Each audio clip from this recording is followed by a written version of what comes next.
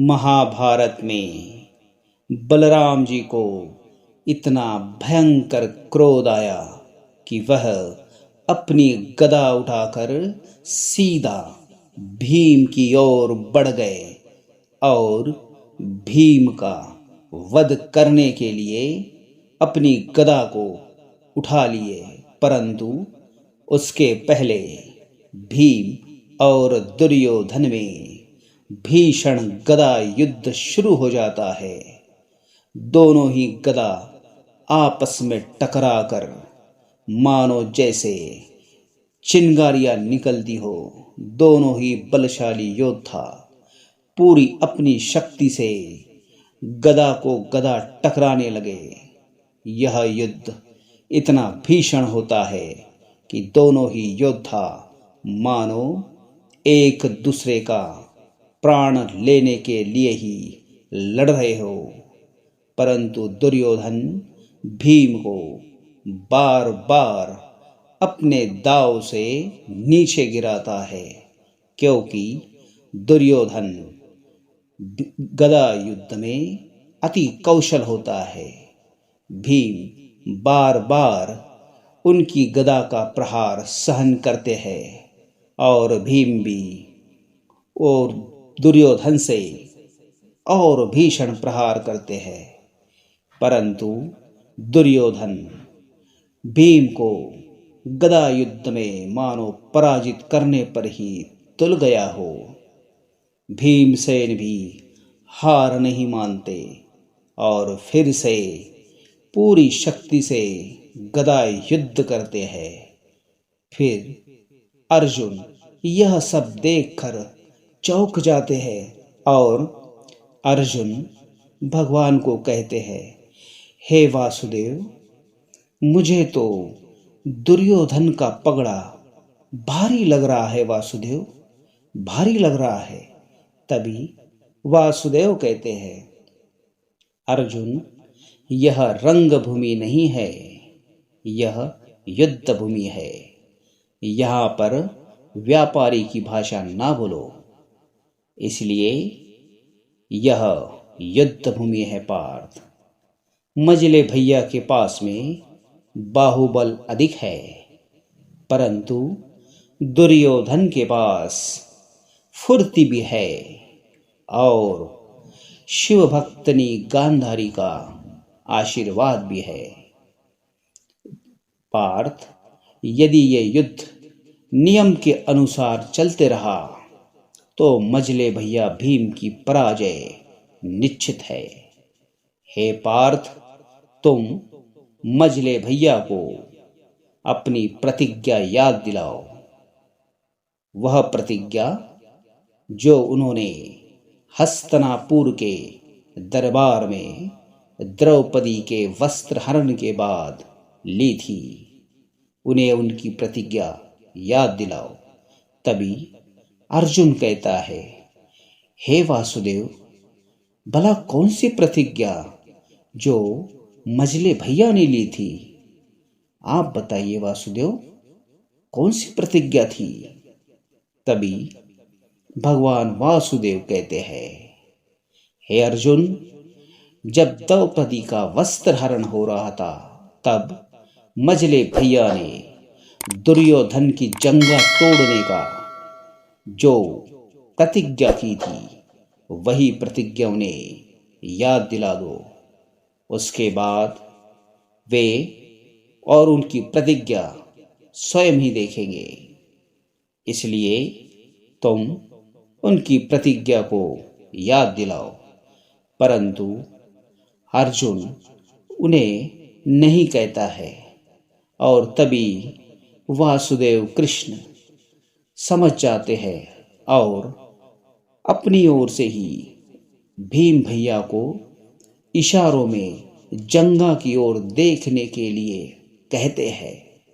और वह जंगा देखने के बाद भीमसेन समझ जाते हैं और वह दुर्योधन से युद्ध करते करते एक प्रहार ऐसा करते हैं कि दुर्योधन की जंघा के ऊपर जा लगता है और दुर्योधन पीड़ा से जमीन पर नीचे गिर जाते हैं और दूसरे प्रहार में वह धरती पर धराशायी हो जाते हैं। तभी दुर्योधन पीड़ा में होकर भी पूरी शक्ति से फिर से उठते हैं और भीम के साथ युद्ध करने के लिए खड़े होते हैं। परंतु भीम और बलशाली से एक और प्रहार दुर्योधन की जंघा पर करते हैं। इस प्रहार से दुर्योधन की जंघा टूट जाती है और वे जमीन पर गिर जाते हैं।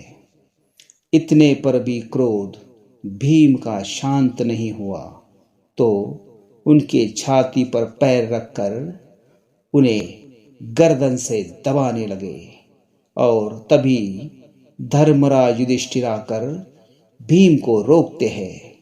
हे भीम, तुम इस दुर्योधन का पांव रखकर अपमान न करो। ये केवल दुर्योधन ही नहीं बल्कि एक राजा भी है।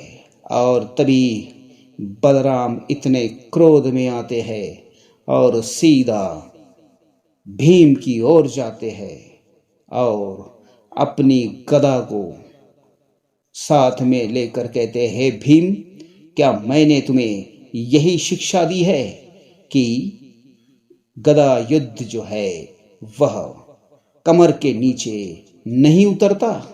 ये जो सामने दुर्योधन पड़ा है ये दुर्योधन नहीं है भीम, ये तुम्हारे गुरु की लाज पड़ी है और इसके लिए तुम्हें मेरी गदा का रक्त ही उसे शांत कर सकता है।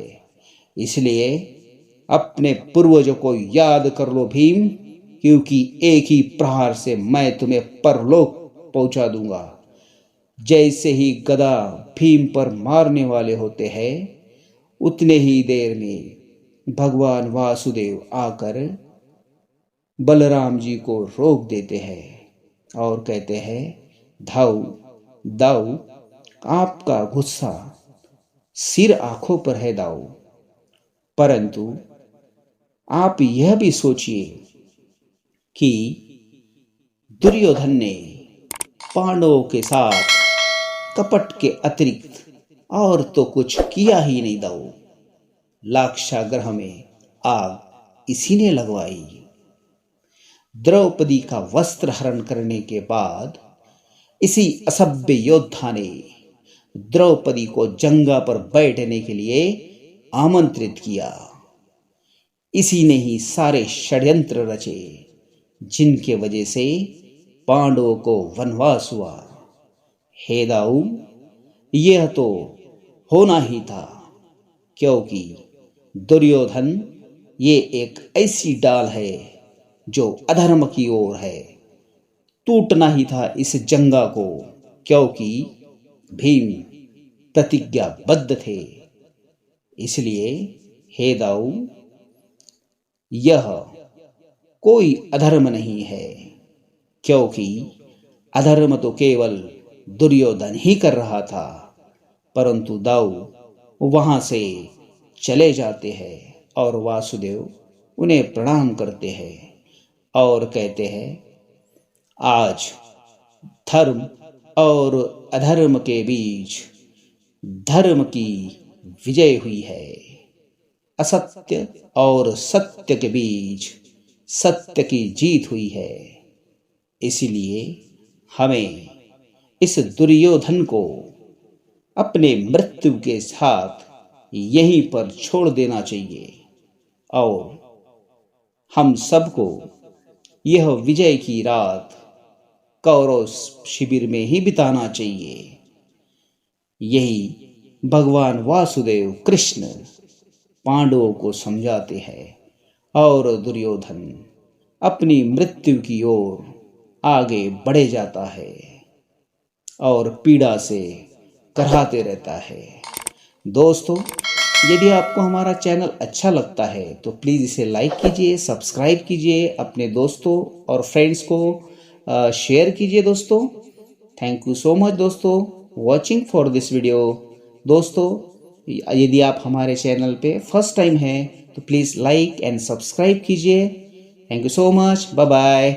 जय श्री कृष्ण, जय श्री कृष्ण।